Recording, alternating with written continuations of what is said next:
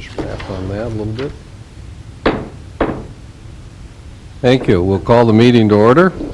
This is the March 21st meeting. We're going to note that 3 of the commissioners are here and Commissioner Steiner is absent, but we understand he is on his way. First item I'd like to announce is that assisting me this afternoon is Maddie Filkowski, and Maddie is a 3rd grader from Trinity Elementary East, and she entered the Mayor for a Day contest sponsored by the League of Cities, and she wrote an essay on what she would do if she was mayor for a day, and I read it. It was quite a bit better than what I do, so we thought we would bring her here for a meeting, and she would assist. So welcome, Maddie. We're glad you're here. We'll see if we can find some things for you to do during the meeting, okay? Okay. So the first item of business we have is the order of business, and we have some changes to the order of business that I'm aware of.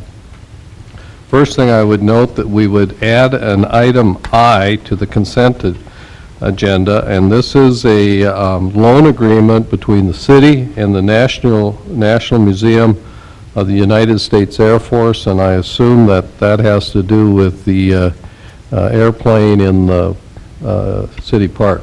That's correct. That's correct, and it's an agreement that we've had with them for years. The second change is under the timetable agenda, the 515 Northwest Recycling Incorporated item will be postponed till meeting in April. And then the Western Wellness Foundation, instead of being at 5:30, will be at 5:15. And then the under tab 4, item E, the pilot request for Beyond Shelter, that will be delayed till a later meeting. Are there any other changes to the order of business? With those changes, then, would there be a motion to approve the order of business? Make that motion.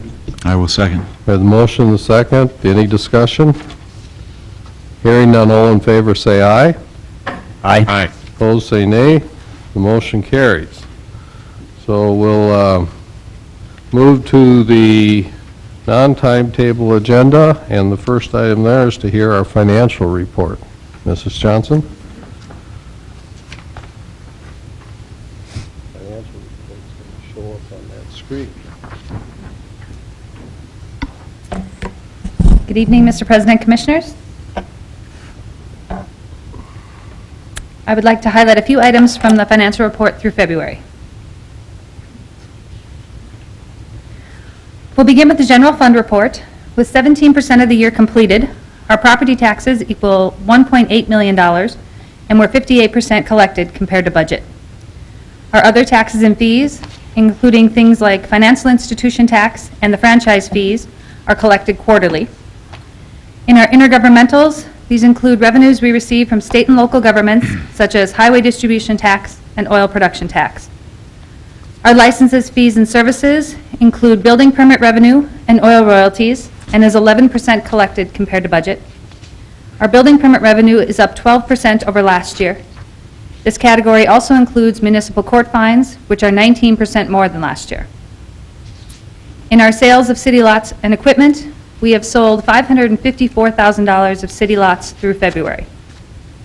Our total general fund revenues equal $2.8 million, and we're 31% collected compared to budget. Our general fund expenses through February are broken down by groups that include general government, which includes administration, court, finance, IT, assessing, and buildings and grounds, and is 18% expended compared to budget. Our public safety includes police and fire, and is 15% expended compared to budget. Our engineering and streets is also 15% expended compared to budget. Our cultural services includes museum and forestry, and is 8% expended compared to budget. Our contingency and reserve includes the West River Community Center Major Maintenance Reserve account, and our contingency, which is made up of our 20% share of the regional transit building. Our total general fund expenses equal $1.3 million through February, and we're 14% expended compared to budget. In our enterprise funds, we have combined our water and wastewater funds beginning in 2011 to better reflect like operations. Our total enterprise fund revenues equal $1.2 million through February, and we're 17% collected compared to budget. And our total enterprise fund expenses equal $745,000, and we're 13% expended compared to budget. There are several capital projects in our water and wastewater fund that will be financed that include the third cell improvements, the Lincoln Lift Station, and the wastewater treatment plant upgrades.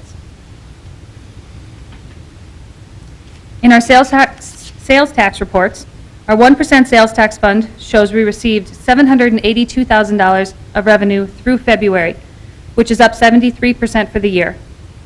Our expenses include $130,000 paid towards job creation and senior programs.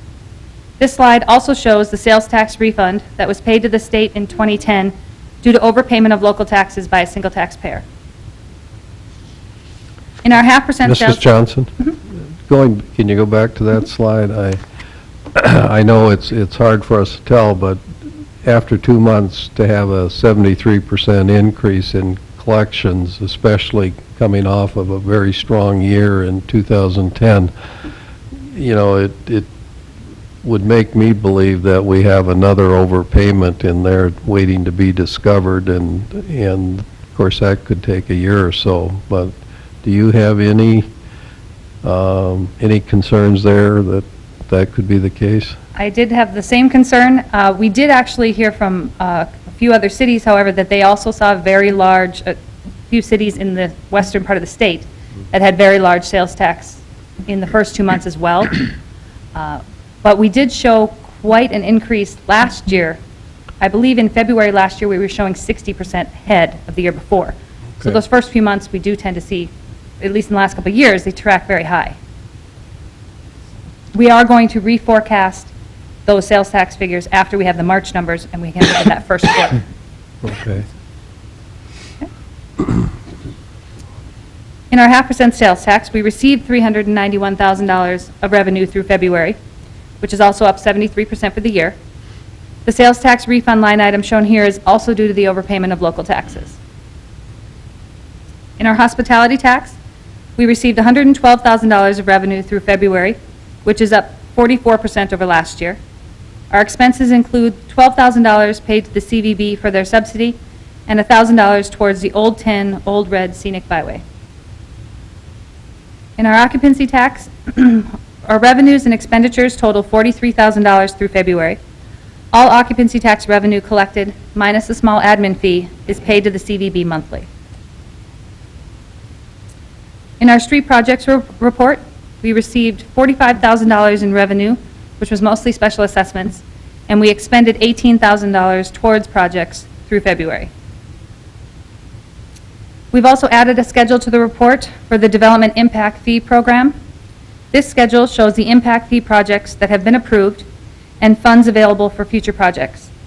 It also includes a list of pending requests that will be presented at future meetings. We are working with our auditors and our special assessment software technician to improve on this document in the coming months. Those are some of the highlights of the financial statements through February. Are there any additional questions? Thank you, Mrs. Johnson. Do we have any comments or questions for her regarding the financial report? Mrs. Johnson, do we know if any of these impact fees that have yet to be received are in arrears? Do things look to be current? Everything we were showing so far has been current. Yes. Okay. Thank you. On the half-cent, or excuse me, no, the 1 cent sales tax spreadsheet, in the far right-hand column under the 2011 budget, there's a $185,200 number about halfway down, and I was wondering if that's a misprint or what that is, because I didn't see anything that I was identified with it? It's just our balancing figure, to show what amounts we don't have attached to any project yet. Oh, okay. I understand.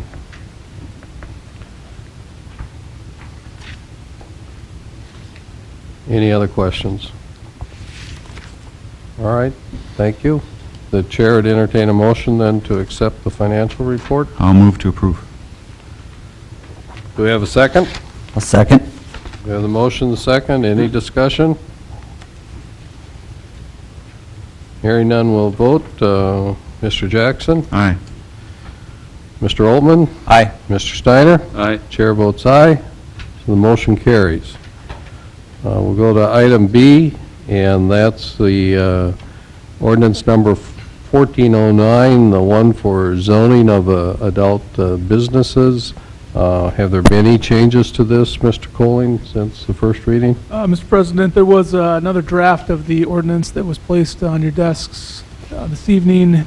That copy just makes some typographical changes, corrects some typographical errors. There have been no substantive changes to the document since first reading. Okay.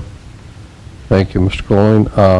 I'd ask if there's anyone from the public that would wish to comment on this proposed ordinance. If you would like to comment, just step to the podium, state your name, and we'll hear your comments.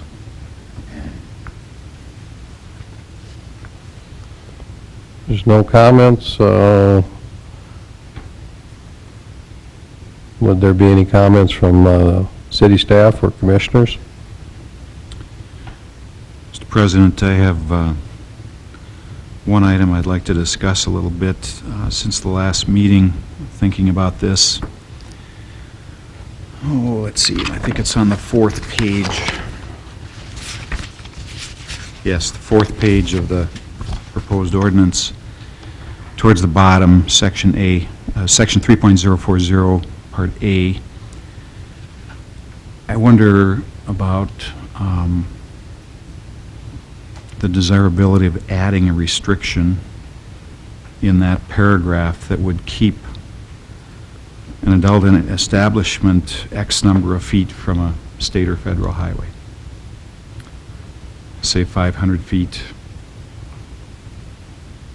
It seems to me that that's a kind of restriction that would fit with the other restrictions that we're including in this ordinance. I don't know how comfortable we are adding this at second reading, and I want to make sure our attorney is comfortable with that. What's your logic for adding the 500 feet from the highway? I think much of what this ordinance does is trying to locate such an establishment, if we ever have one, in very restricted areas of the community, and it seems to me that keeping it off widely used thoroughfares might be a reasonable thing to do.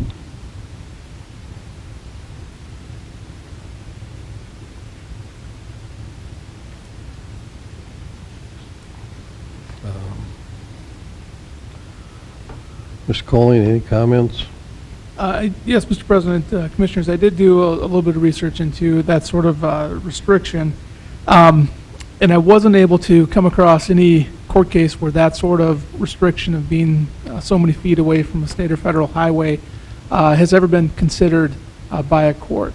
The other items that are identified in there of being so far from a church or residence or downtown commercial property have been considered by courts in the past, and those have passed muster with courts as being permissible under First Amendment law. They're just, at least from what I've found, there hasn't been a court case where a court has considered that. That doesn't mean that you can't do it, but it does mean that the city may be breaking new legal ground in order to try to enforce a restriction like that.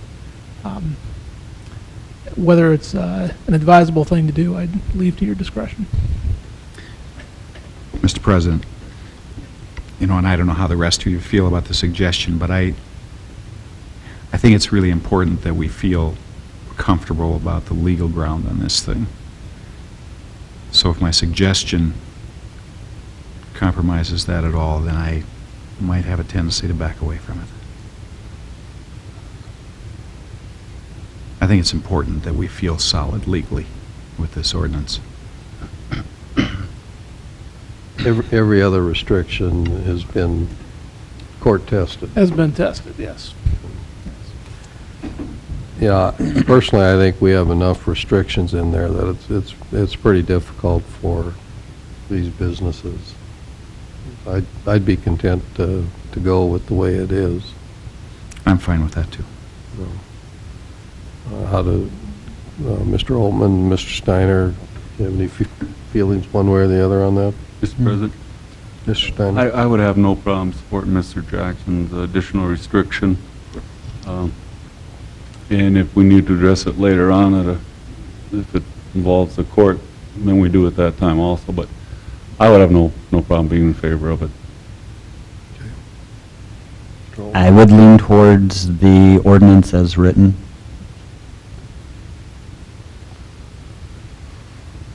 Two and two. Well, I don't think it is 2 and 2, because the way I'm hearing Mr. Colling explain this, I think I'm hearing that it leaves us a little bit less sure of our legal footing. I like the idea of keeping the visibility away from the thoroughfares, but I think it's important that we go forward with something that we feel a little bit more solid about legally. And if a business was to want to get established, it would still have to go through planning and zoning and several hoops beyond this ordinance, correct? Well, this ordinance does require that they come before the city and get a license or permit to operate. Mm-hmm. It doesn't affect zoning except to the extent that they can only be located in industrial zones. They Sure. wouldn't have to get zoned for something Right. else if they're already in an industrial area. Okay. Mr. President, Mr. Steiner? just another comment here in support of Mr. Jackson's recommendation. We try to make our city entrances attractive for that first impression that we give tourists and so on. I mean, this would just, to my thinking, business of this sort does not give the right first impression to a community. However, I'm okay with voting the way this is now also. But if you want to go further with your recommendation, I can be supportive of that also. Well, that's exactly why I suggested what I did. But I think we should proceed with the ordinance as written. I'm okay with that also. Well, would that be a motion then, Mr. Jackson, on second and final reading? I'll make the motion for second and final reading of ordinance 1409. 1409. Thank you. I'll second it. We have the motion and the second. Further discussion? Hearing none, then we'll vote. Mr. Jackson? Aye. Mr. Altman? Aye. Mr. Steiner? Aye. Chair votes aye. Motion carries. Items, did I miss the consent agenda? Yeah. Oh. See, that's why you'd make a better mayor than me. We'll go back to the consent agenda. We added an item I to that. Are there any items on the consent agenda you wish to discuss? If not, is there a motion to approve the consent agenda? So move. Is there a second? I'll second. We have the motion, the second. Any discussion? Hearing none, we'll vote. Mr. Steiner? Aye. Mr. Jackson? Aye. Mr. Altman? Aye. Chair votes aye. Motion carries. Okay, now we're back to 4C on load restrictions. This would be consideration to approve second and final reading of ordinance number 1410. Mr. Coley, have there been any changes since last meeting to this ordinance? No, Mr. President, there have been no changes to ordinance 1410. Okay. Is there anybody from the public that would like to comment on this proposed ordinance? If so, you can step to the podium, state your name, we'll hear your comments. Anybody? There's no one from the public. Any comments then by city staff or city commissioners?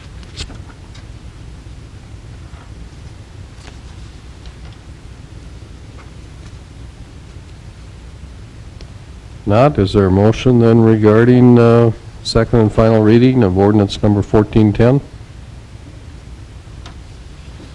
I'll move for approval of 1410, second reading. And we have the second, any discussion? Hearing none, then we'll vote. Mr. Jackson? Aye. Mr. Steiner? Aye. Mr. Olmans? Aye. Chair votes aye. So that motion carries. We'll go down to item F then. No, item D, excuse me. And this is commission appointment to the Stark County Planning and Zoning Board. Mr. Colling, it's my understanding that the county ordinances require 2 city commissioners on that board? That's correct, Mr. that President. The county ordinances mirror state statute 113303, which states that the county seat of a county is entitled to appoint 2 members to the county zoning board from the governing body. We're entitled to or we're required to? The exact language is must. Must. Appoint Oh, 2. okay. Well, with Commissioner Landblum's resignation, we're short there too, and so I've asked if Mr. Steiner and Mr. Jackson would be willing to serve in that capacity, and they both have indicated to me that they would. Now, Mr. Colling, do we need a motion by the commission regarding this, or does the mayor have the authority to do that? The procedure would be a appointment by the mayor, ratified by the commission, so would take a vote. Okay. Well, that would be my appointment. Those 2 commissioners, would there be a motion to ratify those appointments? I would make that motion. Is there a second? I will second. Thank you. We have the motion and the second. Any discussion? Hearing none, we'll vote. Mr. Altman? Aye. Mr. Jackson? Aye. Mr. Steiner? Aye. Chair votes aye. Motion carries. Brings us to item F, real estate purchase agreement. Mr. Soren isn't here to introduce this. Mr. Kessler or Mr. Colling, can either of you introduce it? Certainly, President Johnson, what you have before you is a purchase agreement. It is on the city's standard form. It is for the legal description of Lot 6, Block 2, less the north 92 feet of Prairie Second Edition, second replat. It is a full price offer. The reason that this purchase agreement is before you is because it does involve a contingency. If you go down to the bottom of the first page under purchase price and terms, it does include a contingency that this property be rezoned to R3, which is high density residential. That would include the ability to put 40 units on this property. The property itself is located, I know by legal description, sometimes it's difficult to identify where that is. It would be right between the microtel that is going up and currently under construction, to the west of that, and immediately to the east of it is the new Section 8 housing that are being expanded upon. We own a lot there, and that's the one lot that's in question here today. I will say that we have had interest in this lot before, but we've not had a purchase agreement on this lot before. So this is the first time that somebody's made a full price offer on this lot, but it does contain that contingency. I have talked to Engineer Soren about the rezoning possibilities to an R3. That is something that he can support at the planning and zoning level, but it has not received planning and zoning approval as of yet. And what is it currently zoned at, I believe it's R2. R2? Mhm.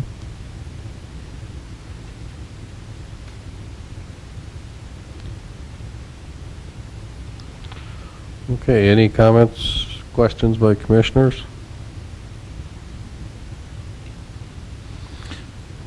So this contingency would, what, it would run to our first meeting after the next planning and zoning meeting? Is that correct? Yeah, assuming that planning and zoning would receive, would approve the rezoning, as soon as this body approved the rezoning, then this purchase agreement could be executed. So if that is completed timely, I believe it could happen, well, definitely in April.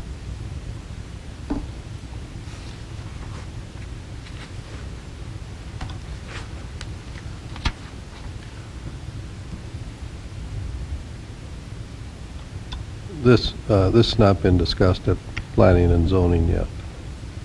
Correct. I don't believe it's appeared on their agendas yet. And Attorney Colling just reminded me that a rezoning does take 2 readings, so it may take till May. Do we know if these 40 units, 1-bedroom, 2-bedroom, 3, do we know anything about the development?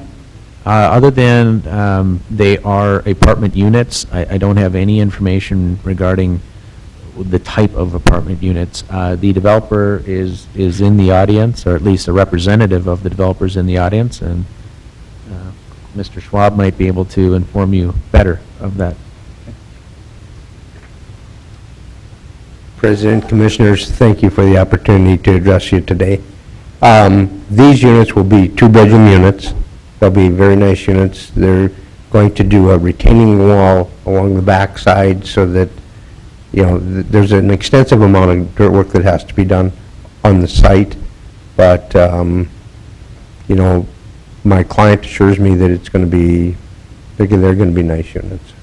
He's investing a substantial amount of money, and he wants them nice because he wants a decent return. What I would like to ask the commission to consider is, if it's at all possible, he would like to, if you were to go along with his request, if we can have some assurance that we would have this contract tied up or the property tied up so that he can move forward without expending a lot of additional dollars, not knowing where it's going to go, or have somebody else step in and buy it out from under him. Mr. President, Mr. Steiner? Mr. Colling, what he's talking about here is maybe a right of first refusal that we can put on this here this time. Mr. Steiner, Commissioners, I think the contingency is sufficient for what he wants to do on this, to make a contingent upon rezoning. If I were to make recommendations on the contingency as it's stated, one would be to put a backstop on it so we know a specific date by which the contingency is going to be fulfilled or not, whether that's May 31st or some date like that. And then also where it references the ability to build 40 units, I think we should probably rephrase that a little bit so we make clear that that's the legal ability to build those units. If the developer gets the rezoning and finds he doesn't have financing to build 40 units and can only build 39, I think the agreement ought to survive that and make sure that the property would still transfer and the city would still get the money for it. In the meantime, though, if we had an offer on the land and they didn't want the contingency and kept it R2, there is no right of refusal for this party, correct? Well, so long as the party fulfilled the conditions, fulfilled the contingency by the date set, they would have the property until that time. So what you're saying is, in response to Commissioner Altman, is that if another offer came in, we couldn't consider that offer until planning and zoning had acted, and if planning and zoning recommended an R3, it would only be until we accepted that recommendation. that, I mean, they would tie the property up until those things took place. Or Correct. didn't take place. Correct. Which is fine. I guess I'm just looking out for them as well as they're moving forward, that if we got a full price offer and somebody wanted to keep it R2, which means that there is no planning and zoning involved and we're free to sell the property and move on with life, how does that impact this? Well, under the contingency as it's written here, and as I would recommend putting a date on it, this party would have the property tied up until the terms of the contingency were either fulfilled or until they fail to meet them. So if you put a May 31st date in there, they would have the property tied up until that time and have until that time to get the property rezoned. If they were not able to do that by that time, then the property would be back on the market and they'd be able to, the city would be able to sell that to whomever. Okay. So it's your recommendation that we don't accept this the way it's written. You have a couple of changes to make to it. That would be my recommendation, yes. We wouldn't have any issues with that, and I agree with Mr. Coley. Let's put a drop dead date on it so that it goes that route. If we could expedite this process and get it R3 tomorrow, my client would wire you the funds today, and we'd go to escrow and close it. So he is fully prepared to acquire this property. Well, how long would it take you to pencil in those changes to this agreement? Or do you have it done already?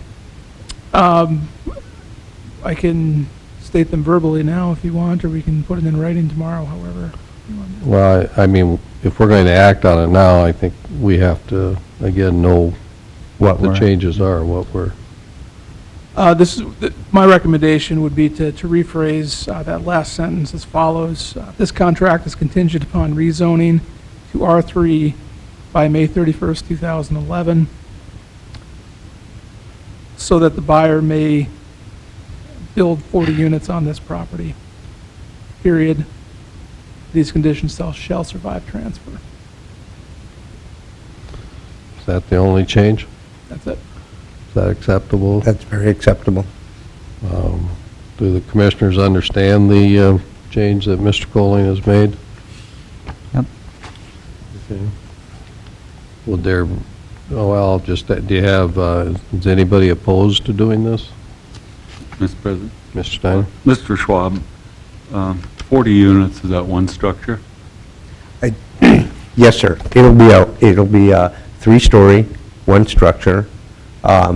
Because we have to follow the lot coverage issue, we want to have ample parking. We'll have an elevator in it. Yes, sir. Thank you. Any other comments, questions? Okay. Any, again, I'll ask, is anybody opposed to doing this? Would there be a motion then regarding this item? I would make that motion for Okay. approval We have the motion to approve, and I'm assuming that's with with the the changes. changes, Mr. Colling. Okay, is there a second? Second. The motion and the second. Further discussion? Hearing none, we'll vote. Mr. Oltmans? Aye. Mr. Steiner? Aye. Mr. Jackson? Aye. Chair votes aye. Motion carries. We'll move to tab 5 and hear from the fire department. Chief Seebuck.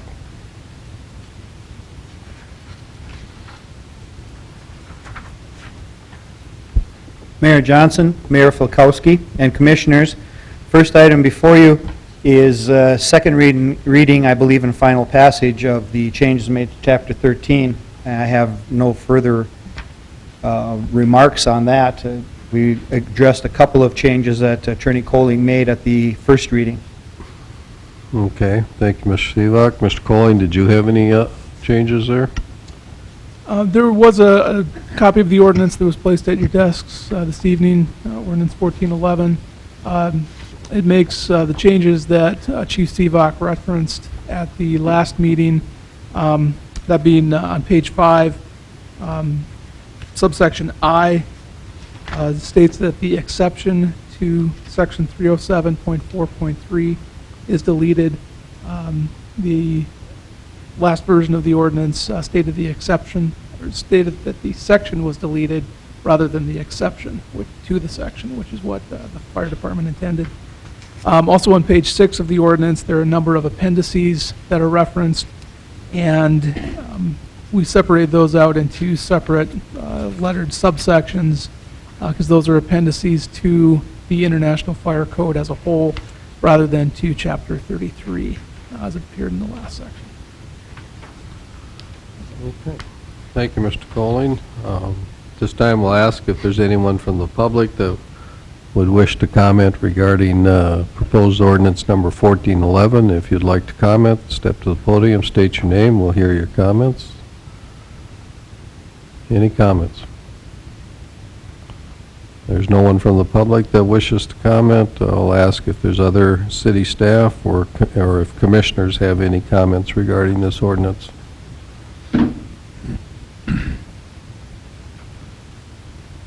There's no comments. Is there a motion regarding second and final reading then?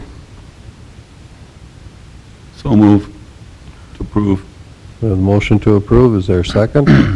I'll second. We have the motion and the second. Any other discussion? Hearing none, we'll vote. Mr. Steiner? Aye. Mr. Olmans? Aye. Mr. Jackson? Aye. Chair votes aye. So the motion carries. We'll let you continue with the fire department report. Thank you, mayors and commissioners. The Dickinson Fire Department had 18 calls for service in the month of February. Included in those were 5 alert crew calls made up of a snowblower fire, a call to the library for smoke in one of the buildings due to a malfunctioning light fixture, response to St. Joseph's Hospital, which turned out to be a non-fire situation, vehicle fire, and a response to one of our local motels for a sprinkler alarm because of frozen sprinkler piping. Also, the one night duty response was a response to an apartment building that had an exterior wall fire due to what we believe was smoking materials. Under fire prevention and public education, in the month of February, we compiled a total of 104 total inspections. And I just want to mention again, although I have mentioned this in the past, under miscellaneous inspections, you'll see that there's 16. Those miscellaneous inspections are made up of several categories we don't capture otherwise, like alarm tests, walk-through inspections, drive-through inspections, or investigating complaints. And also, again, I'd like to mention, and you've heard this in my year-end report one meeting ago, the numbers you see reflected under fire prevention and public education reflect actual field time, actual on-site inspections. What they don't reflect is the time spent on plan review, code research, emergency response, training, or maintenance by our staff. All of those areas which do take away from the field time. In the month of February, 8 of our members attended the State Fire School held in Minot, February 24th to 27th. There were 800 plus attendees this year at that fire school, taking part in 53 different courses. In addition to the 8 members of our department that attended as students, we had 4 members that attended as instructors. Dusty Grosslook and Dave Chapman taught oil field emergencies. Curtis Freeman taught basic skills, and Deb Barrows taught the Courage to be Safe program. Also, along the lines of training, we've already received requests, phone calls concerning our training site, one from the North Dakota Firefighters Association on behalf of area fire departments, wondering when we're going to be able to provide oil field emergency training with our live fire props. And just the other day, I received some calls and some emails from area departments interested in the same thing. When is our training site going to be ready this spring to where we can start doing those types of trainings? I believe it is the fruition, I'm saying this wrong, which I'm glad because it always gives Mr. Kessel something to smile about. And I'm sure you know what we mean. We've marketed our training site for a long time. We stuck a lot of time and a lot of money with grants, mainly with grants, and otherwise into the props and into the whole aspect of our training site becoming a regional training resource for the area. I believe we're really seeing that start to happen. And it's very good thing. That's all I have. So Chief, did you say when you're actually going to start the training? We have Kitty Fire coming out to do some work on one of our props. That was that Energy Impact grant from last year. That's slated for April. That was not able to be finished last year because of weather, and I'm truly hoping we'll be able to finish it in April, in spite of weather. We hope to start trainings out there in May. We hope that everything will be ready, and we can say that by May, we're ready to go.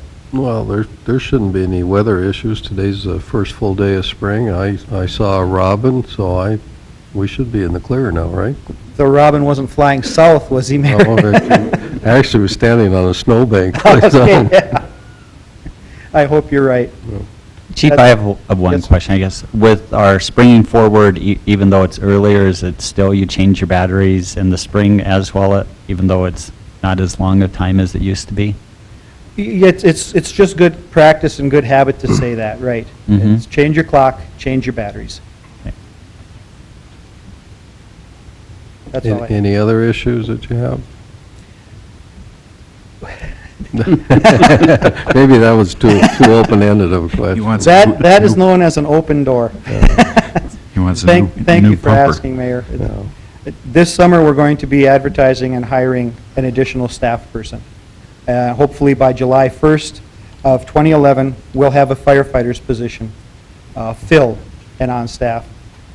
I have to say, and in fairness to Mr. Kessel, he and I have not had time to have these discussions.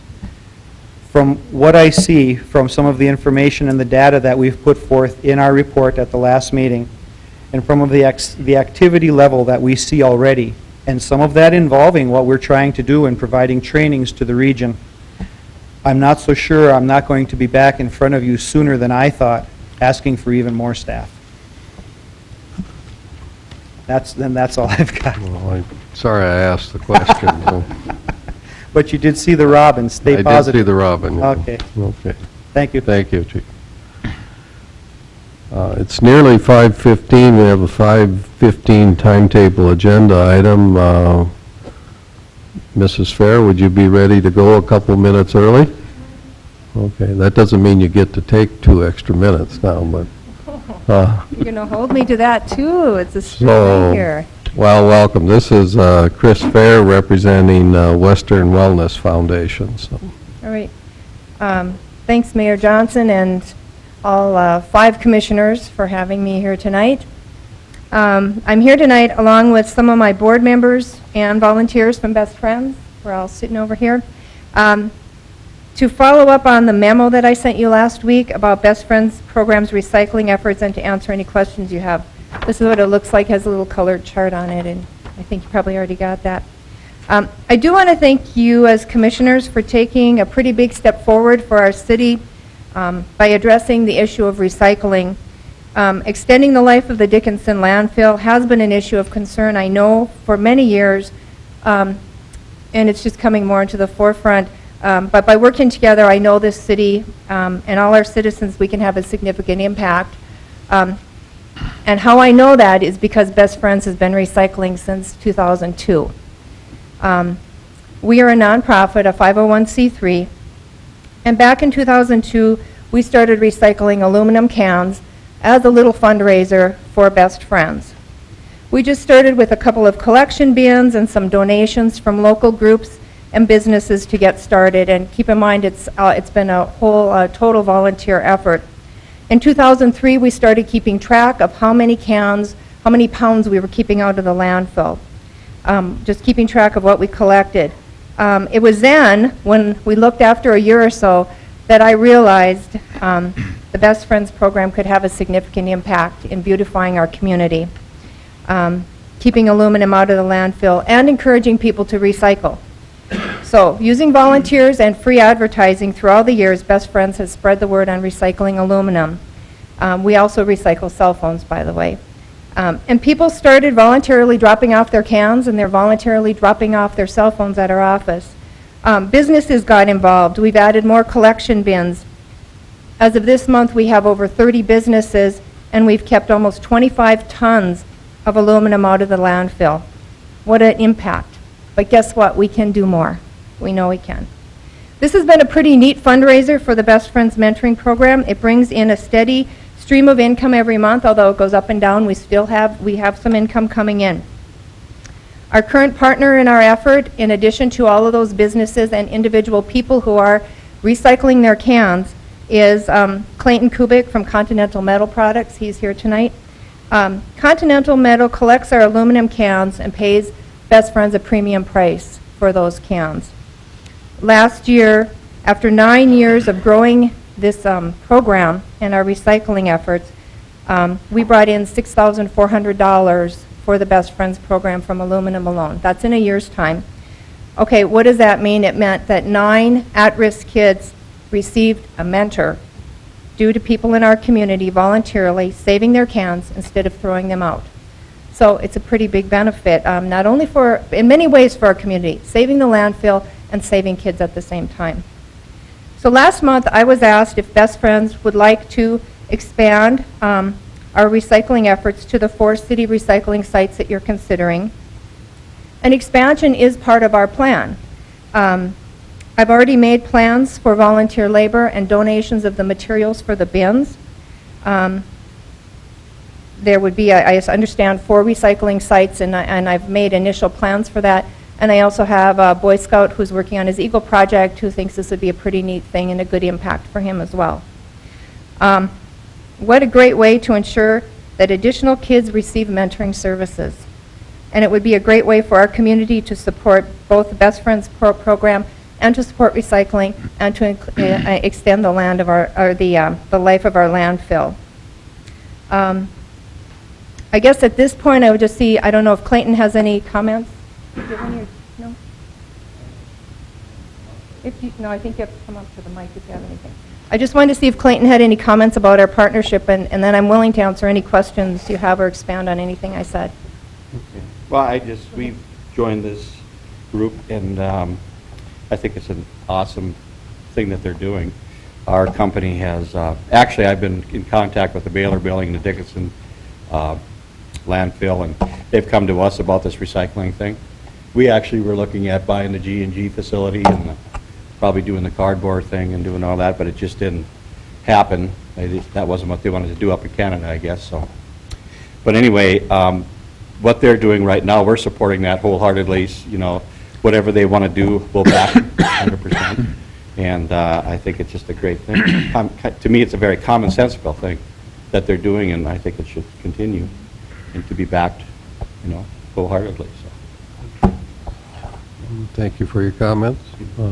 Any questions that I could answer, comments? Do we have any questions or comments from Mrs. Fair? Mr. President. Mr. Steiner? Ms. Fair, in the past, you have given us an update on the Best Friends program and so on. If I remember, your last time you were here, you were talking about some of your funding was not given this year, was Right. not renewed, correct? You know, and I can see that $6,000, close to $7,000 is probably a pretty good part of your budget for your Best Friends mentoring program. Yeah, it's significant. I mean, we'd hate to lose that, and we'd like to grow it, yeah. And Chris, what is your fear or issue moving forward from this point too? I guess for the public so that they know On that- recycling or on Sure. Best Friends program? On recycling. On recycling, I don't really have any fears because I think that our community's ready for it. They're ready to go on it. We want to be part of it. We want to be part of the solution. You know, Best Friends does a lot of work with at-risk kids. I mean, that's what we do, and that benefits our community. On the other hand, can we give back to the community by recycling? Yes, we can. We can keep those cans from rolling all over the street. People are bagging them up and they're putting them in our bins. Continental Metal is collecting from our bins every week. So we can do something to help, and we can see, to me, that the community wants to do it. We want to be part of what the city's doing. We don't want to be left out. We don't want to be pushed out. We just want to be part of it and continue to be part of it. And if we can do that and continue to earn money that will in turn go back into our program, which benefits the at-risk kids in our community, that's what we would like to do. Did I answer the And you're, question? I guess your concern moving forward is as we look to expand our recycling program, the for-profit group that is trying to establish is looking at having aluminum recycling as part of their master plan. And you are looking at the impact that that could have on Best Friends mentoring and beyond, correct? Well, yeah, sure, we need to look at that. You know, in the past, there have been different projects that have come through Dickinson by a variety of local groups that have recycled cans for a period of time as whatever type of project they want to do. Boy Scouts comes to mind because that's something, seems to me there's a troop or a group recycling cans every year. That's a great idea. Why not? Why not? I mean, there's cans all over the place. We can all do something. We can all do something to help out. I look at it as you look to expand. We're a nonprofit. We're here. We've been here. We serve the kids and the families who live and work here in our community. So whatever I think we can all do to work together, it's going to benefit our community. It's going to benefit the at-risk kids in our program. And that's what we're here for. So I guess to answer your question, we're a nonprofit.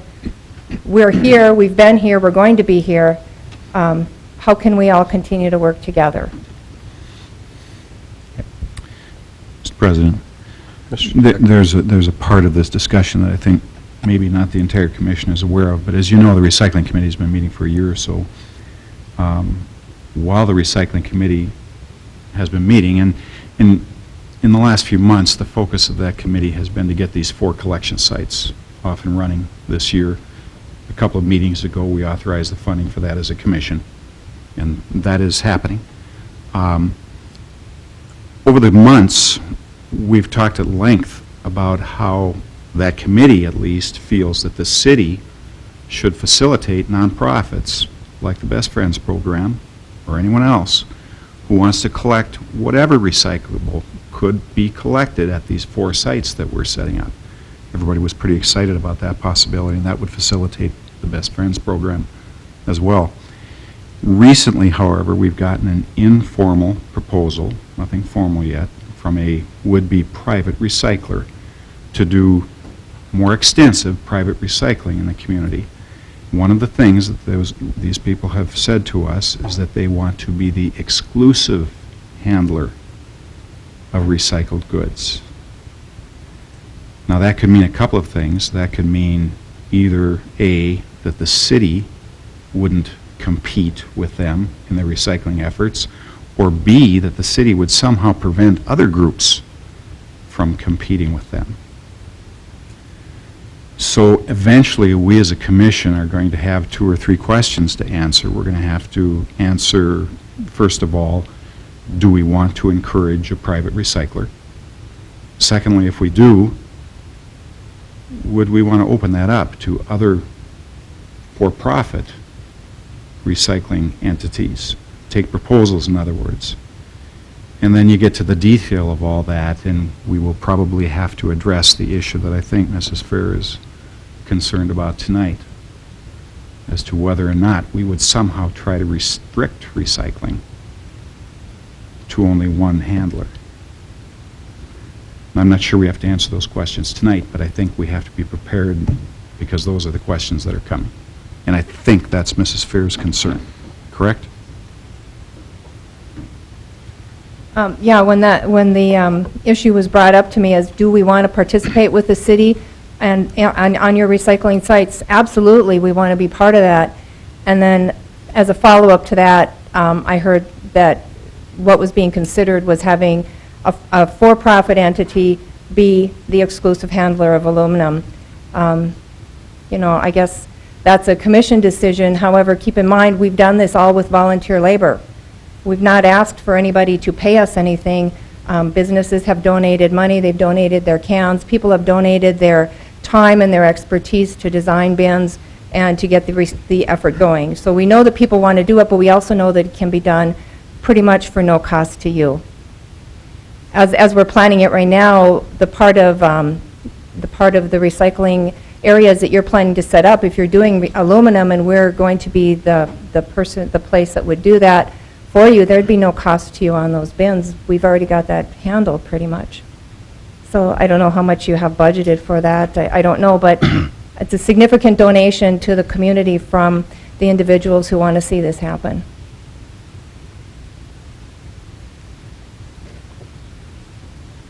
Okay, thank you. Any other questions or comments? Mr. President,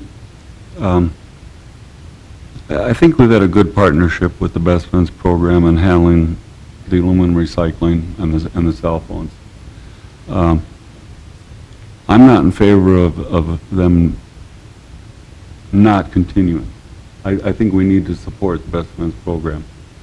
And with this being a part of their income and part of their budget, I should say, and with the other parties talking about it being exclusive, I would rather we work something out with the other party that wants to be exclusive, and it may be where they do, with the 4 sites, there's going to be a tremendous amount more of aluminum cans deposited at those 4 sites. We know that. And if, I would be in support if they would work with the Best Friends program, and maybe they can come up with a percentage of what they obtain through the bins and make a donation to the Best Friends program. That would be suitable to you guys. That would probably alleviate some of your volunteer work, your expenses that you may have. And it's just an idea where we can probably appease both parties, but I'm not ready to go with an exclusive contract with this other party right now. Yeah. I don't think we can do that with the Best Friends program. Nor do I, Carson, and, you know, maybe it's as simple as the Best Friend Mentoring having their bin and the other one having a bin and the consumer making the choice too. You know, that's certainly another option that you can throw out there, and that may not be the answer, but, you know, what I'm hearing, Chris, is that you're not trying to have exclusivity for your organization either. Over the years, other organizations have also done aluminum can drives, and to their benefit, and that is fine. And then when that program ends, you probably receive some tail-end benefits of more people that got used to doing some more recycling. Yeah, most likely. Mhm. Mm-hmm. And so what do you think of a dual bin placement? That's just an idea I throw out there, and like I said, it's not the end-all to be-all, but... I mean, I think all ideas have merit, and probably the recycling committee and Mr. Jackson need to vet that out and see what they want to do. We have 4 sites already in town, and it would be really awesome for us to do 4 more, which would be 8. That would be really cool for us. And we don't have that much volunteer labor in it anymore because Clayton takes care of mostly everything for us.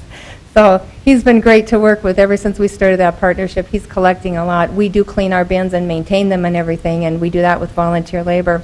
And we would building these other bins. So you know, I think if we all work together, we can come up with a solution. And I don't want to be against any kind of recycling at all. I'm not. I'm for all kinds of recycling and whatever we can do. We just want to be part of the solution and part of it for the benefit of the kids in our program and the kids in our community. Just for a little tidbit for your information, I just added up our 2010 figures. We had 219 children who were matched with a mentor last year. That's a huge increase. It was 180-some the year before and about 70-some the year before. So, I mean, I can give you a chart and show you that, but the number of kids we're helping is increasing, our funding is decreasing, and definitely recycling is part of our budget. So we want to do whatever we can. I want to thank you also for hearing me tonight and just for looking at my memo and letting us be part of the discussion and including us. That means a lot. Mr. President? Mr. Steiner? I got a question for the gentleman coming up. Oh, please come up, Clay. I didn't catch your last name, I'm sorry. Kubik. Kubik, okay. Yeah.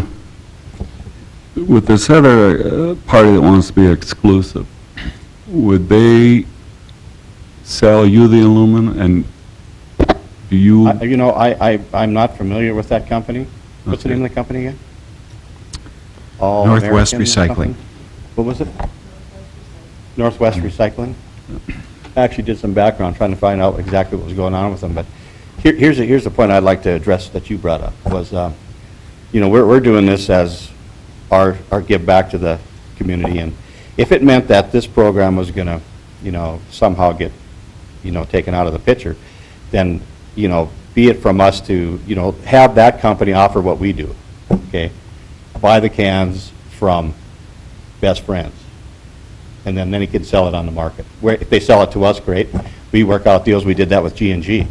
You know, pretty much everything G&G did, we bought from them anyway, you know, so. But if it just meant that, I mean, we would be willing, you know, I mean, I would say at least have them do that.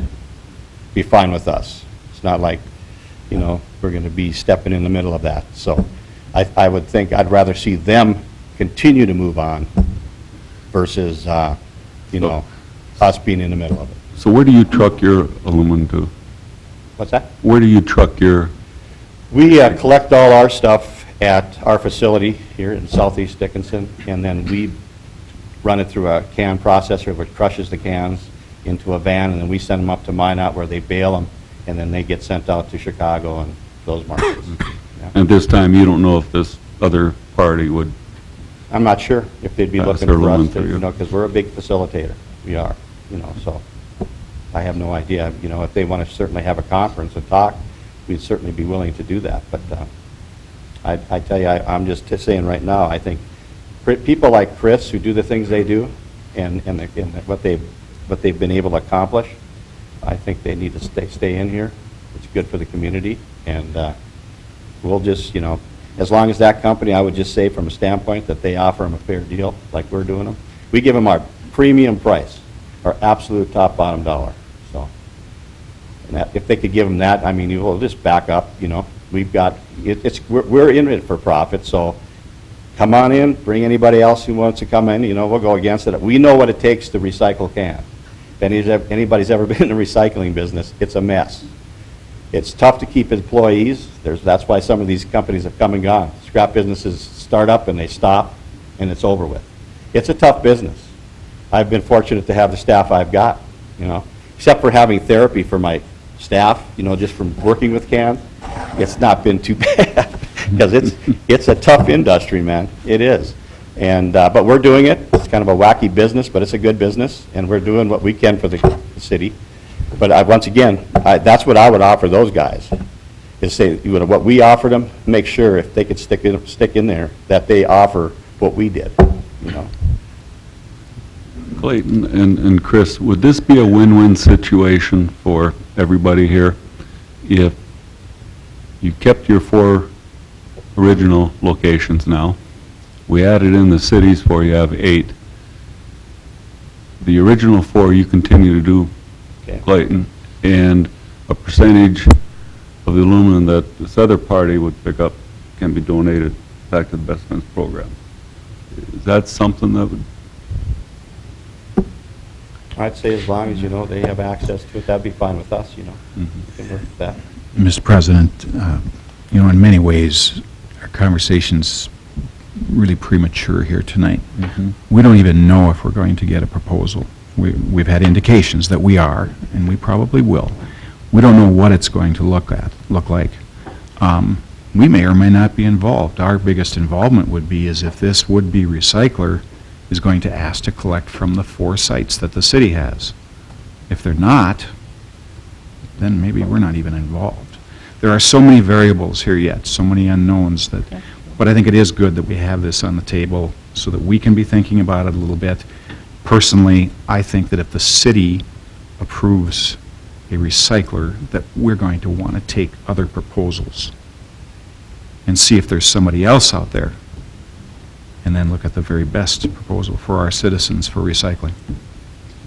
Mr. Jackson, that was a point of me wanting to make this a discussion tonight, was so that these individuals could also see here of what we're thinking up here. Give them some path to work down. And Sean, maybe you can clear this up. Part of their want for exclusivity is in their business plan and trying to get their financing and trying to get their company. They need some type of ironclad agreements that show that they're able to move forward as a business because they are a startup. And so that's what they were exploring at this point. Yeah, President Johnson, Commissioner Oltman, that's exactly right. their business model is predicated upon size. They need to get to a certain level of recycling product in order to make the purchaser that they have aligned or have indicated they have aligned worth their time and effort to buy it and recycle it. As I'm sure Continental Metals knows well, volume in the recycling business is important. And there are certain things like aluminum that is profitable generally. Cardboard is another that's profitable generally.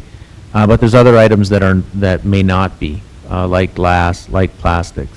And what they're telling us is, if you would like us to recycle those things that maybe aren't as profitable, like glass and plastics, we need to have the items that are profitable to balance that off. So the unfortunate reality may be that the City Commission is forced with the tough choice between having a single source recycler who will pick up materials at people's homes with the exclusivity content, or continuing to endorse local nonprofits like Western Wellness or others in that business. Maybe there's room for both. I'm not sure, as Commissioner Jackson has mentioned, we've not seen the proposal yet, but that's kind of what they've thrown out on the table, at least for us to consider.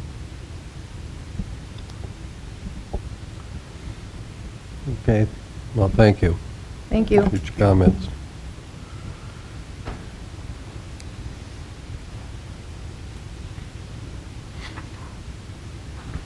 We'll go back to public safety and hear from the police department. Captain Dossinger.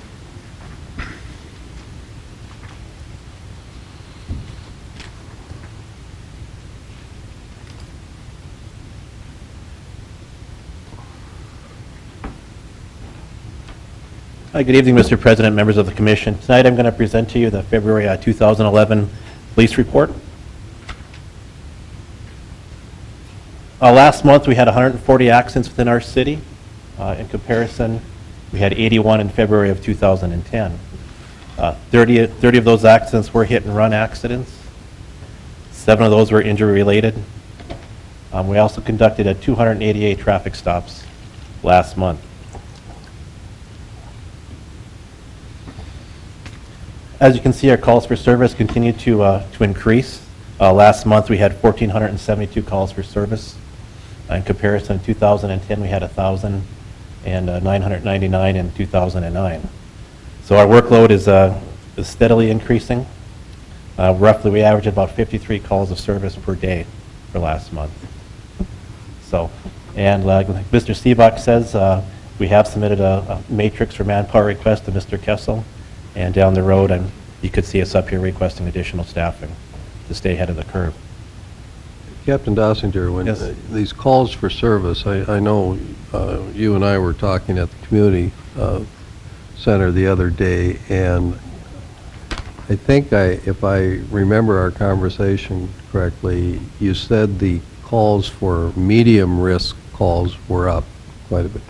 Could you just talk about that a little bit? For example, what are medium risk calls and how are they different from? Medium risk calls and medium risk events are calls that we don't want to send just one officer to alone. Usually it involves 2 or more officers to safely handle the call, not only for the safety of our officers, but also for the safety of the community.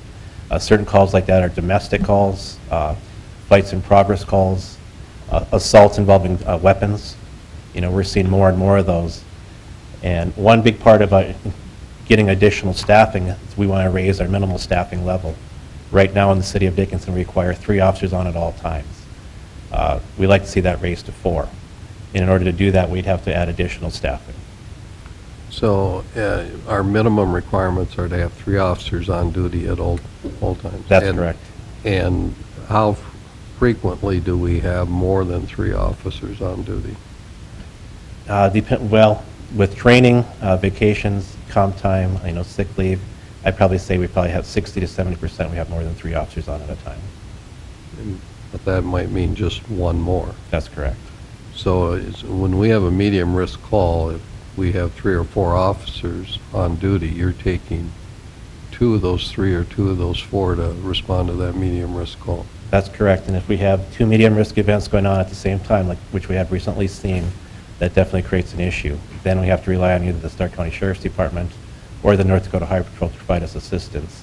And they're not always there easy because their workload is also increasing. And usually when we get calls for service like that, it desires an immediate response. So the time to call additional staffing in is not always adequate.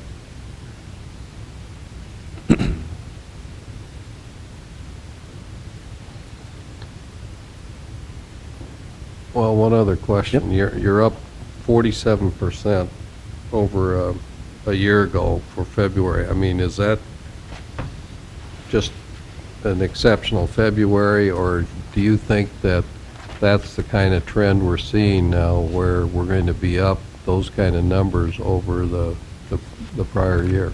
I think that's a trend that we're definitely going to see. Last month we were also up considerably over 2010. And with the growth of our community and all the speculation of what's to come this summer, I don't see that trend changing at all.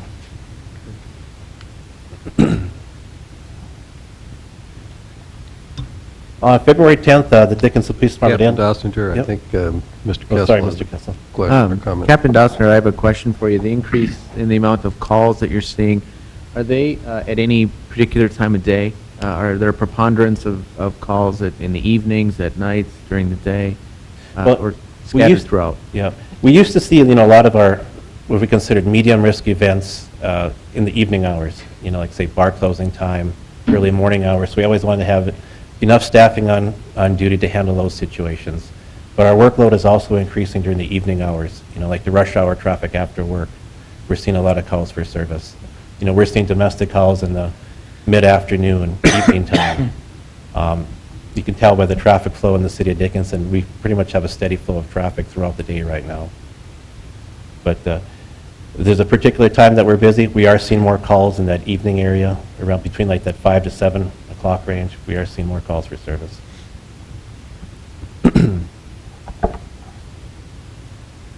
On February 10th, the Dickinson Police Department and the Dickinson Fire Department did participate in the exercise here in Dickinson at the Badlands Activity Center called the Rough Rider exercise. And that was a dual scenario exercise that simulated a rail disaster and an IED hostage incident. The rail disaster simulated a train derailment at the Dairy Barn crossing, and at that same time that occurred, there was also a simulated IED and a hostage situation here at City Hall.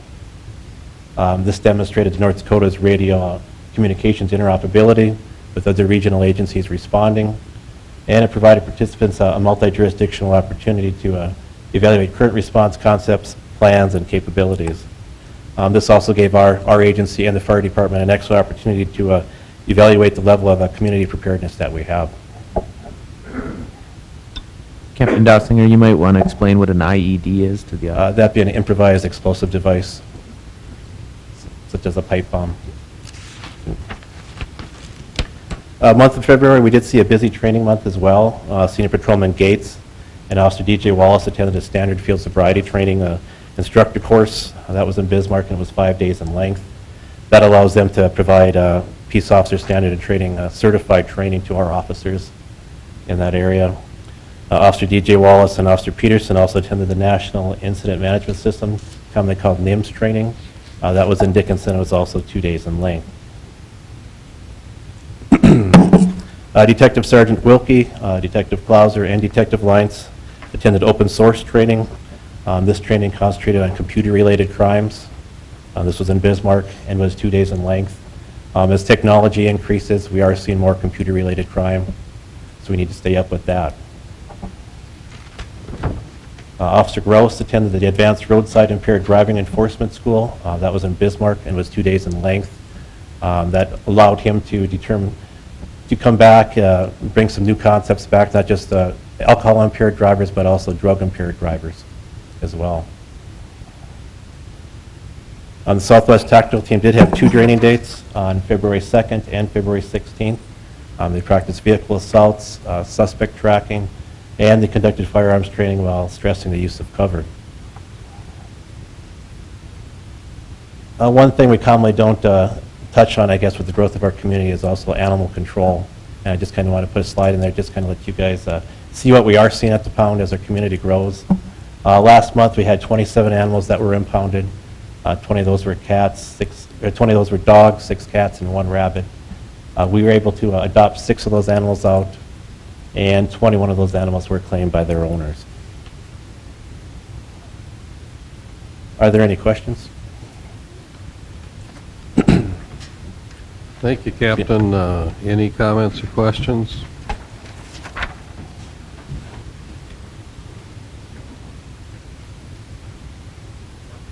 Currently, you're at full staff?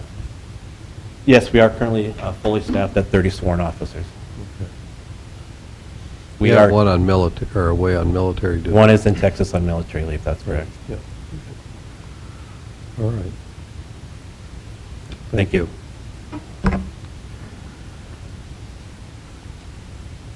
We'll go to tab 6, Public Works. We have a rezoning petition. We don't have an engineer here to explain these anymore. Mr. Colling, are you going to do that? Yes, Mr. President, Commissioners, the ordinance before you is a rezoning ordinance for State 5th Edition. This is second reading, final passage of the ordinance. It is unchanged from the ordinance you saw last time around.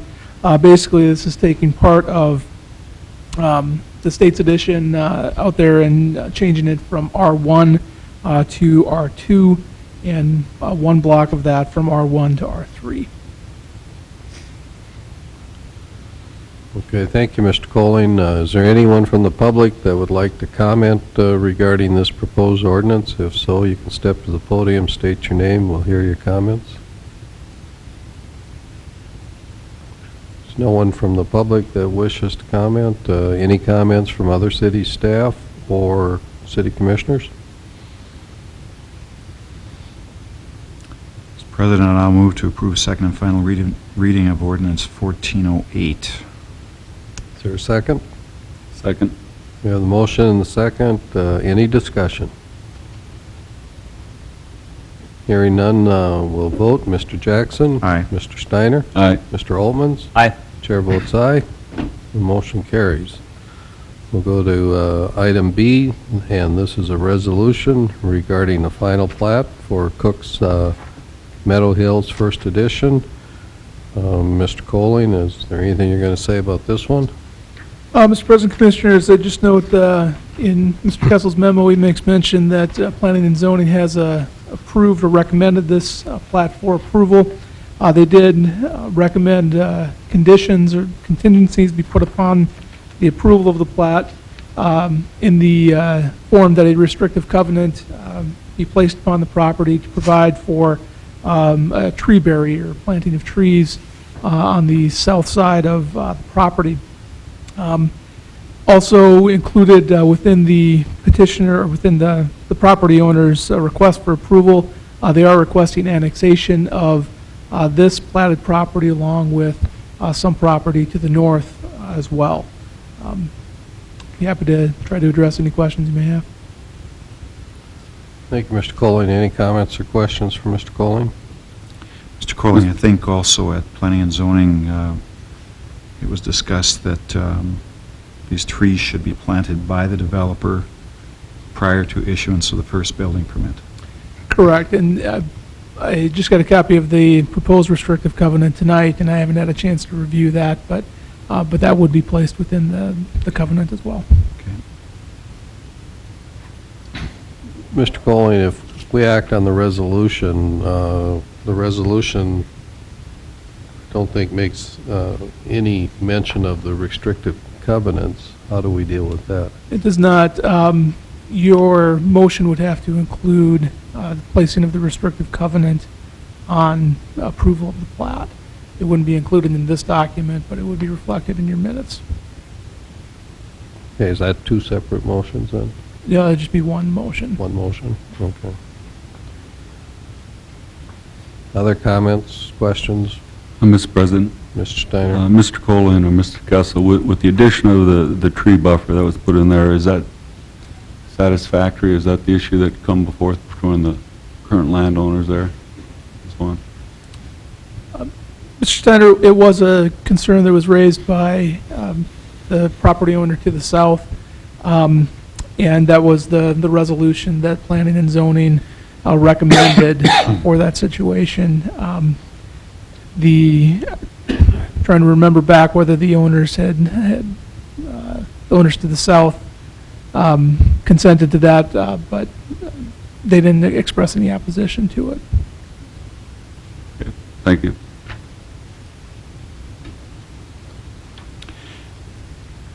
I'll take a crack at it. You want to take, okay, Mr. Jackson. I'll move that the final plat of Coke's Meadow Hills First Edition be approved as resolution number 11. 11-2011, with the contingency that covenants be filed ensuring the memorializing of a tree buffer to be planted by the developer prior to the first building permit being issued, and that the 50-foot easement over the existing pipeline be included in the plat. Thank you, Mr. Jackson. Before I ask for a second, Mr. Colling, does that sound like that motion covered everything that needed to be covered? Yes, Mr. President, I believe so. Okay. Is there a second to the motion? I'd second it. Yeah, the motion and the second. Any discussion? Mr. President, Mr. Steiner? if the developer's here, I'd just like a clarification of what is going to go on that shelter belt. I mean, when you talk about putting in the trees, is there a specific size you're going to start with, or? If the developer or the developer's representative could come to the podium, state your name, and try to address the question. Okay. Evening, President Johnson, Commissioners. I'm Harvey Schneider with Tolman Engineering, and with me is Mike Cook, the developer of the project. I'll let Mike talk. He's worked on the covenants and such for the trees. We did give a copy to the attorney for his review, and I got copies if you'd like to see them I could hand out. But I guess as far as the types of trees, you know, if maybe Mike could answer a few what he was planning on using in the development. Good evening, Commissioners. Basically what I did with this is in the covenants, and we did also add some language that was of a concern to the adjoining neighbor, no manufactured homes and some other things. But to the portion of the landscaping part of it, what I wrote in there is what could be used would be evergreen trees, or we took out of your ordinance that we got from Mr. Zent, there was a section in there on using what they called deciduous trees. And I did get a copy of that from Mr. Zent here this evening before the meeting. So there is 15, 20 different types of trees that could be planted in that particular area. We really didn't sit down to pin any particular type at this time. I guess we'd like a chance to go through it, but this is what came out of your exact ordinance that you have at the city now. Is your intention 3-foot trees to start with, 6-foot trees? Well, how this reads is that they have to have a minimum stock of, I think it's 1.5 inches, and they have to be able to reach a 6-foot height by 3 years. So we're going to go out and see what we can get of a decent caliber and put in a decent tree right off the bat. Thank you. Any other questions for the developer, as long as he's at the podium? Mr. Cook, if it's going to be a tree buffer, I suppose coniferous trees make sense, huh?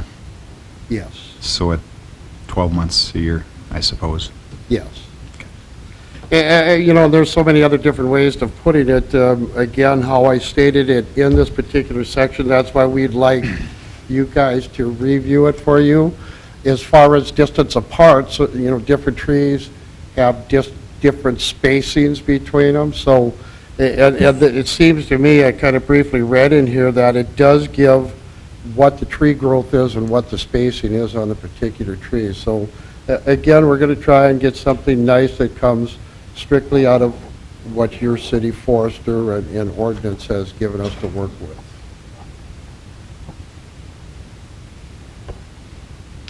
Okay, thank you.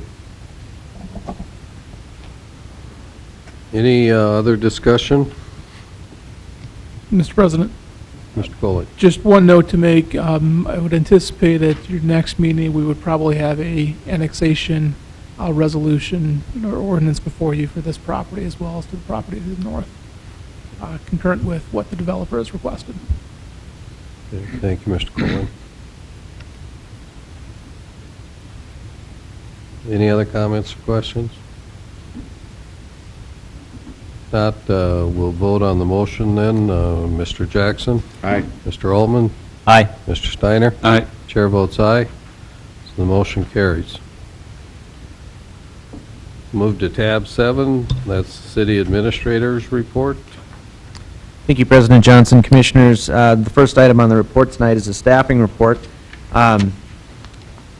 We currently have several positions within the city that are open or in various stages of being fulfilled.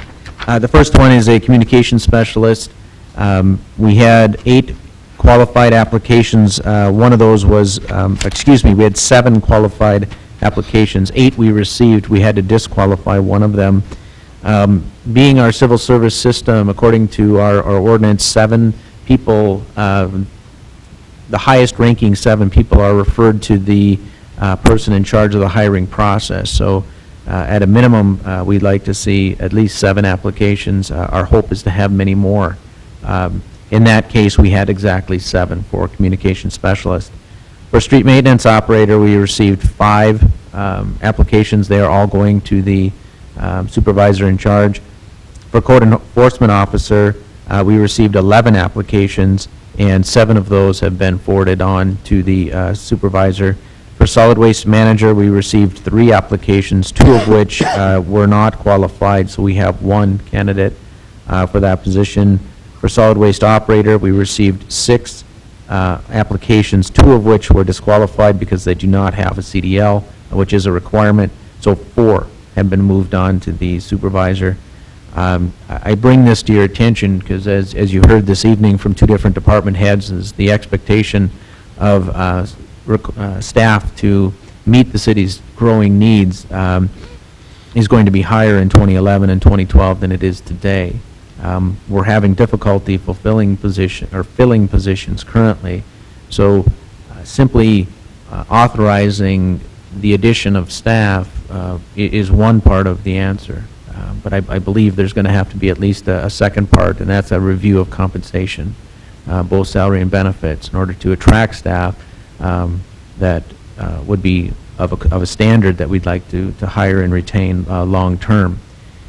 Just a couple other notes. We've mentioned in the past that the city planner, Mr. Corton, will be beginning his duties here on April 4th. He was able to attend the Energy Symposia in Minot, and Galen Baker from the Stark Development Corporation was in attendance as well and was able to introduce Mr. Corton to several people at that event and start the networking process.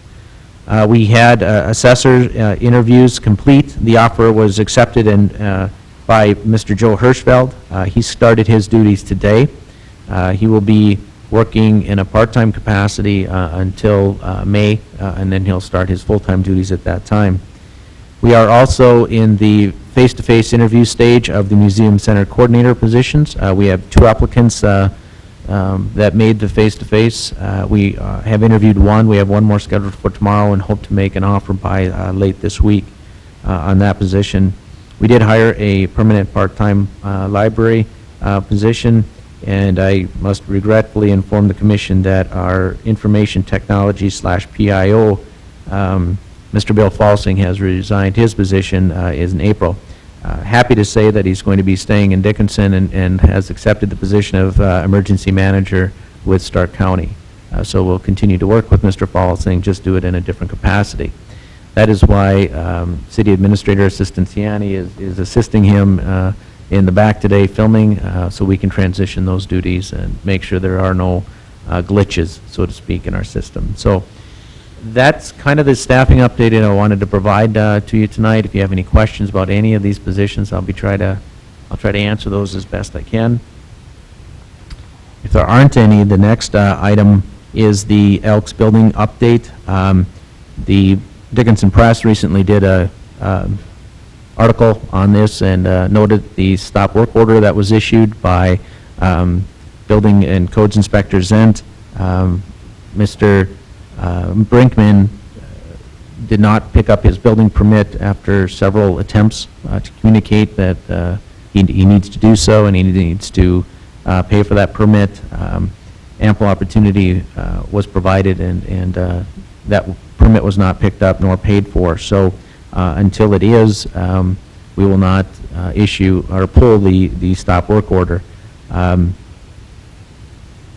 As you all are aware, he is under an extension until the end of June.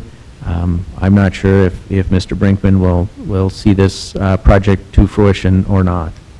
The next item then is... Have you had any conversations with Mr. Brinkman? Yes, President Johnson, I'm actually have a face-to-face with Mr. Brinkman. We're going to tour his building on Thursday of this week, so I'll get to see the progress that has been made with my own eyes.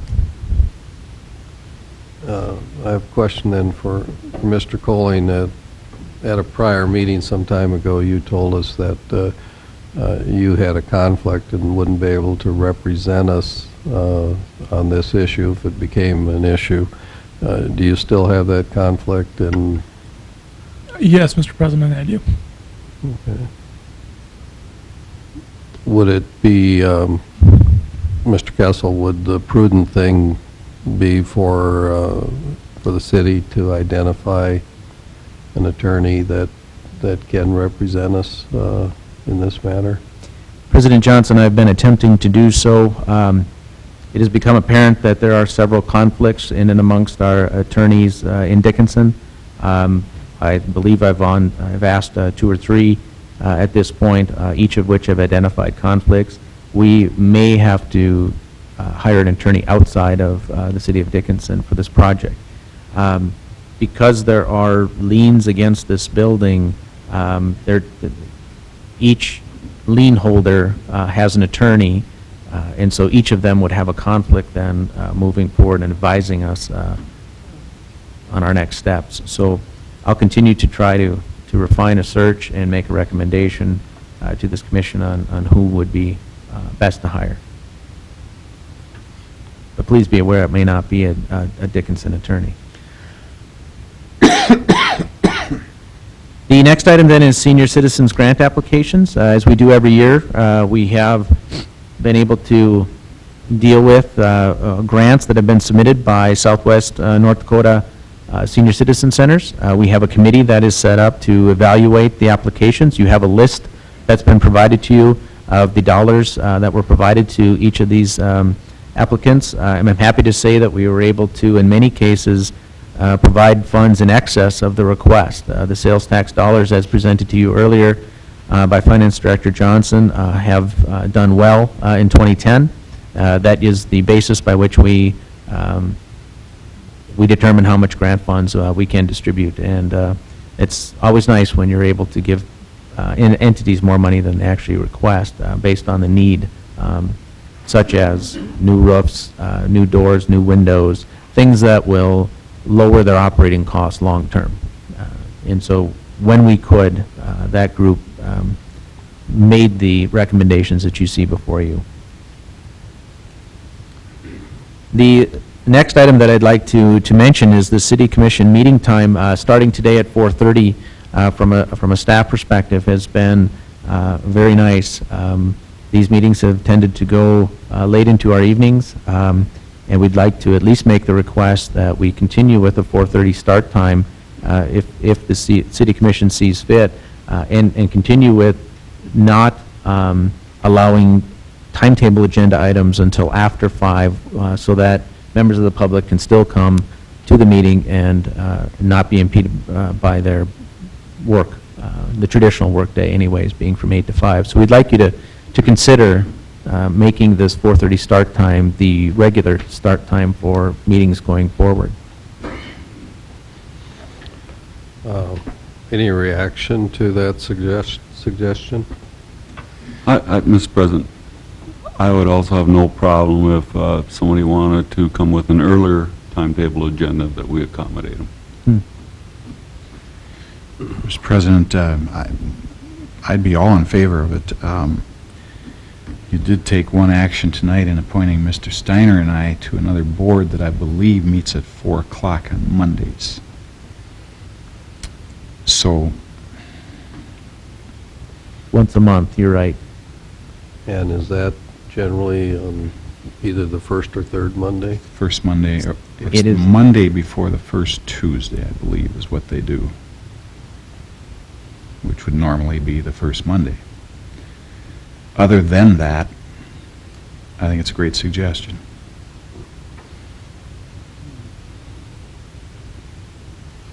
Well, maybe now that you're on that board, you could talk to them about their start time. Maybe there's a better start time for them.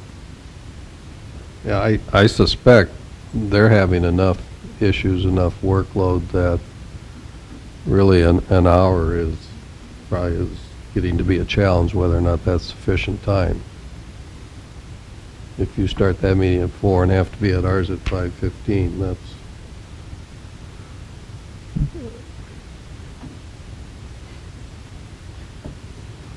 I think that's an excellent suggestion to see if they could change that. I don't believe that there's and I think that day and time is up to the board itself to determine, so.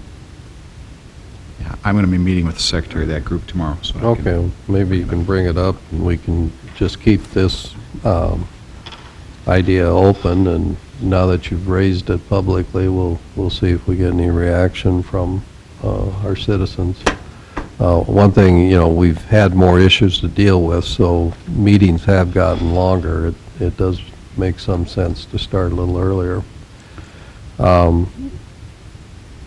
Also, here's another possibility too, is to interchange public safety and public works. Public works many times involves people, from outside the city organization. If we could deal with those issues a little earlier, it probably helps them. And public safety, the chief of police and fire chief have to sit through our meetings regardless, so it doesn't matter to them, I think, if they go later in the meeting. I think they should have to go later. Yeah, and I know they enjoy sitting through them, so that's not an issue, but I think I would consider doing that too, is just turning those around. So, any comments for the city administrator? I do have one more item I just wanted to make mention. I know it's not on the agenda, but our official census did come out for the city of Dickinson. The number is 17,787. I think we all anticipated that the number would be low based on the growth that's occurred since April, when they actually did their count. There is an appeal process if it's something we would like to consider. I have not found the details out yet about that appeal process. It's something that I will research and bring back to the City Commission. This is important. This number is very important from a couple different standpoints. Number one, that the average has been about $1,000 per person per year in terms of federal funding, state funding, and such. It is a figure that is used to determine many different funding levels. So it's by the time the next census is taken, it's $10,000 per person. I'll give you one, for instance, the state aid the state aid distribution formula uses census figures as one of their formula items. Based on the current census of 17,787, our funding will increase from around $900,000 to just over $1 million in state aid. That doesn't take into account any federal aid that would come our way in the future. So it is a number that's very important to us, and it may be in our best interest to challenge this number. But as I said, I'll bring you more information regarding that in the future meeting. Is it my understanding Williston's challenging their numbers? At least that's what... I've been in contact with their auditor, he's not mentioned that, but I know they were disappointed in their figures. I think both communities have so many transient workers, whether it was correct or not, probably were counted back in their home city or home state rather than here, even though this is where they're working and spending most of their time. But I fear that that took place. We also have, I would say a visitor population that's pretty high, and I don't necessarily mean tourism, but I mean where people are here for extended stays, maybe not to the extent that they should have identified themselves here, but it certainly puts workload on our community, whether it's an extended stay in a motel or it's an extended stay in the campground, those issues. Some issues that are being dealt with in Williston, for instance, are crew camps. We don't have a lot of population in crew camps in and around Dickinson yet. Most of the time, those are located out of city limits, so that those people are served by city services in a respect, but they're not counted in a city population. Watford City has the same thing. They estimate 1,000 people in crew camps outside of the city limits, but no doubt when it comes to city services, things that are offered like police protection, hospital care, all of those things, they rely upon the population centers to provide. So Williston's in that same boat.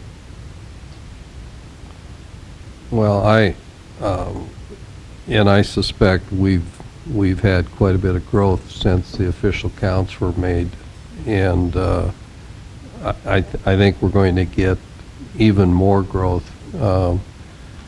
I think there's two things that are happening, two major things. One is we're going to see more drilling in the Dickinson area, so that's bringing growth. The other thing is, it hasn't only been rapid growth for the cities and other political subdivisions. It's been rapid growth for the oil companies themselves, and since the Bakken play started up north in let's say between Stanley and Williston, the oil service companies, that's where they located. Now as the play has moved further south, and I think they're starting to study their costs, they're saying it's getting pretty costly to move people and large equipment from, say, Williston or the Minot or Tioga area down into the Dickinson area. So I think they're really looking at setting up satellite operations here, and we hear that with the North Industries. So I think that's going to take place. They're going to see that as a way to better manage their costs. I think there are quite a few jobs coming Dickinson's way just from that alone, and then if you add in additional rig counts in our area, it's going to get to be quite significant. I wouldn't be surprised if, for all practical purposes, we're really not a population of more like 20,000 right now when you count the extended visitors, the transient workers, and the real growth we've had since April. And I wouldn't be at all surprised if, especially if there's success to the west of us and to the northwest of us drilling in the Three Forks, if by the middle of this decade we're not closer to 25,000 people. And I think there are lots of implications there for us. I know some of you are working on the make a recommendation of an engineering firm for the wastewater treatment facility. Now, I think we have to look at our population numbers again and say, are we making a good long-term decision staying with the lagoon system, or do we have to take a hard look at the mechanical plant? And I know it's a lot of dollars, but I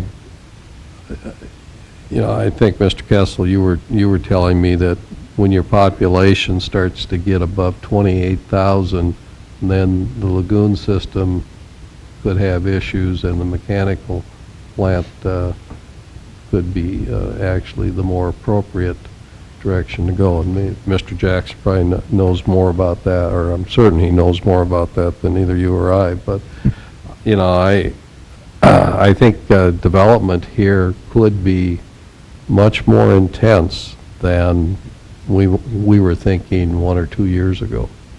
Well, just as an example of that, in that same project you mentioned, President Johnson, the figure they used as a 30-year lifespan of that project was $26,000. So if we're talking about hitting that in 5 to 6 years, that makes a significant difference on the type of facility we would need to build. The other thing that I'll mention on population is redistricting. With census comes redistricting, and the more population you have, obviously, the more representatives you have in our legislative process. So Southwest North Dakota did not fare well, other than a few select cities. So we may be losing a representation at the state level. But we'll see how that goes. I would like to understand the difference between challenging the census and looking at a special census. You know, the trick's going to be picking the right time to do that. But in the next year or two, it might make sense to, but I don't know what I'm talking about in that regard, so hopefully you can tell us. Yep. I'll research that as well, Commissioner Jackson. That concludes my report then. Any questions or comments beyond what we've already had from Mr. Kessel? Okay, any special concerns or reports by city commissioners? Is there anybody from the public that would like to address the commission? If so, you can just step to the podium, state your name, and we'll hear your comments. If no one, Chair would entertain a motion to adjourn. I would make that motion. I'll Is there a second. We have the motion and the second. Are you going to help us out here? When I say we're adjourned, you hit that, okay? All in favor of adjourning, say aye.